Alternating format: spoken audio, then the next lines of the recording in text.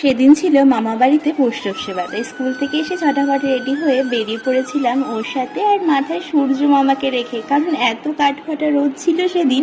আর তারপরও এই ফুচকা দেখে লোভ সামলাতে না পেরে দুজনে একটু ফুচকাও খেয়ে নিয়েছিলাম। তারপর এই রোদের মধ্যে ফুচকা খাওয়ার পর যেরকম অবস্থা হয় সেটা তো আর বলারই নয়। দেখো, তোমাদের দেখাচ্ছি, পুরো রাস্তা যেন একদম জনমানব শূন্য। সেখানে দুজন আমরা ছুটে চলেছি মামা বাড়ির উদ্দেশ্যে। তারপর এই করতে করতে পৌঁছে গেলাম মামা বাড়িতে। আর দিদারা নাতিকে পেয়ে তো ইয়ার্কিতে মশগুল হয়ে পড়লো।